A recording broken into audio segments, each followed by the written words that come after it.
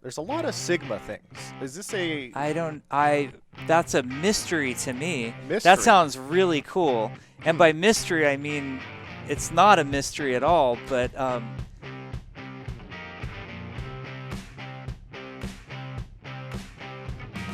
Hey, what's up guys, this is Liam Weagle on your Overwatch, back with a new video, and today we're going to be talking about millions of things going on in the Overwatch community. Honestly, we've got a list of videos so long to make, I just need to get on with it and make it. So, Jeff was on a interview with Seagull, quite a long one actually, on his stream, and the opening clip, Jeff is referring to the leaked image of the newest character to Overwatch, Sigma. Now, we don't know exactly when this is going to come, but it should be on this patch based on what Jeff says here.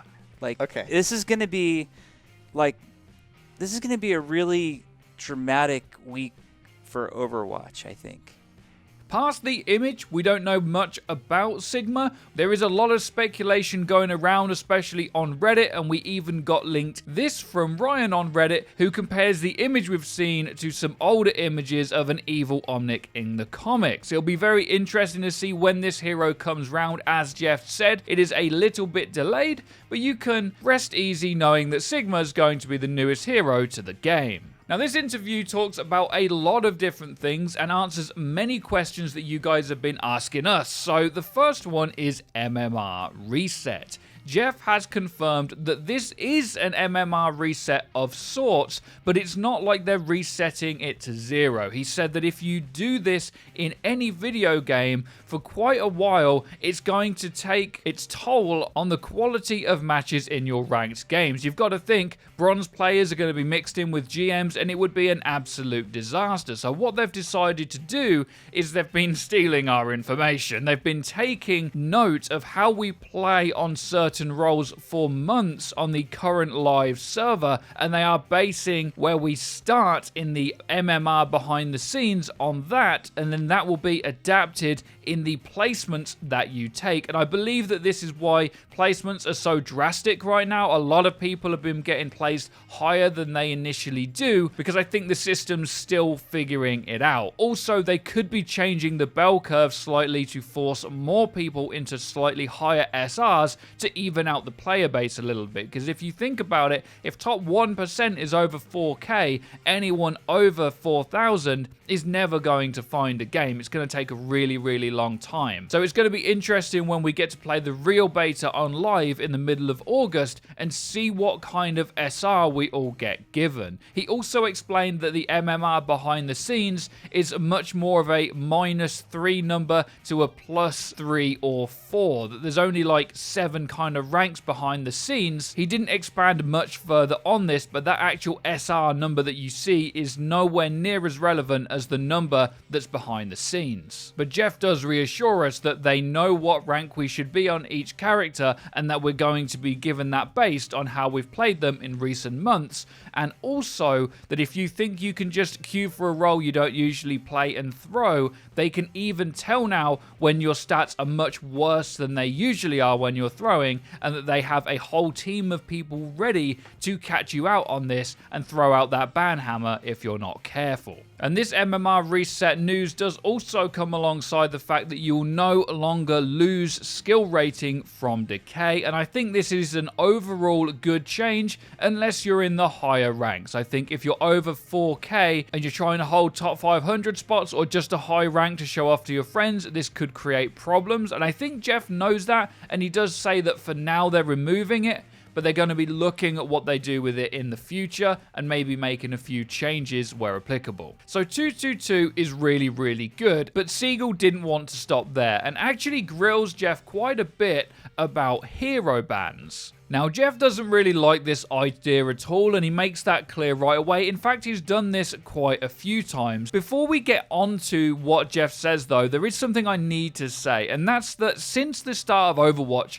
the community, particularly the vocal community, has made it known to the devs about certain things they think the game needs. We've had unlimited heroes, we've had coin flip, SR adjustments, deathmatch, role queue, and 222. All of these things, when they were first asked for years ago, were shut down by the dev team. Pretty much that's not happening. Now they have started to say that's not happening right now because they know that things are subject to change, but it is frustrating sometimes when someone like Seagull is like, hey, this could be good for the game too, and they're just like, no. Especially when it's proven that the things we've been asking for that are in other games that work could work in Overwatch. So Jeff says that he doesn't really think that having hero bans is a very good idea. Now, the one place I do agree with him is in matchmaking, especially at the lower ranks. I don't think it's going to work out there personally. Maybe in the future when a lot more people know a lot more about the game, but I think that will take some time. However, he offers up that he would rather have a hero pool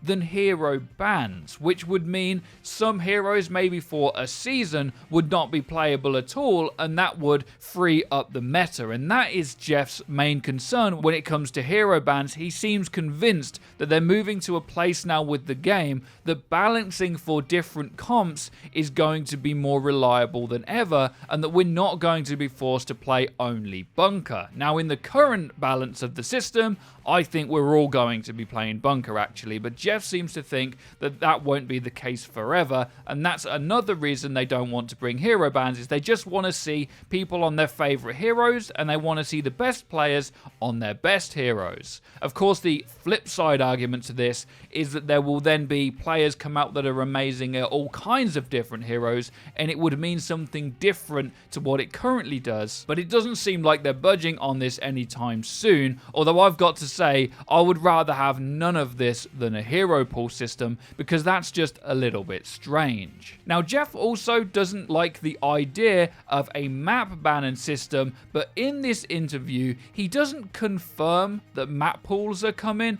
but he pretty much does say that, just not in as many words. I think within the next few months, we'll probably start to see map pools for seasons, where maybe only half the maps will be playable for a certain season. Now, they did not clarify when this would be. They did not 100% confirm it, but I've been doing this for 3 years now, and I can see when Jeff is going to do something, and I'm telling you, hero pools are coming. We just don't know in what capacity yet. Now, the next thing coming up is interesting, and I was thinking about it a lot when we knew 222 was coming. How many of the heroes in the game currently don't quite fit into their role? And Jeff, when they were designing 222, actually spoke about turning heroes like Roadhog potentially into actual real main tanks. And the reason for this is that people in their games are going to experience 2 off tanks, which are effectively 2 more DPS. So in some games, you might kind of still be playing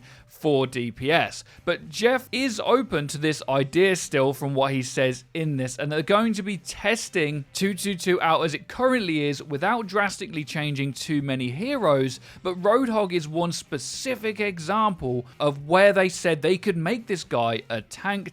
Now, I don't know how you would do that, because Hook is already so good, and you can't imagine they would take that away from him. But he argues that Hog can still be used, if nothing else, as kind of just a big meat shield for people to shoot at currently. And if they feel in the future that they do need to make all the tanks main tanks, it is something that they would consider. I'd actually like to hear your thoughts and opinions in the comments on what you would do with Roadhog if you were going to make him a main tank, because I think there's quite a lot of interesting directions that could go in, and I'd like to see a Roadhog rework in the future. I mean, we've already seen like 6 different iterations of him, so if we get a 7th, well, maybe 7th time lucky or something.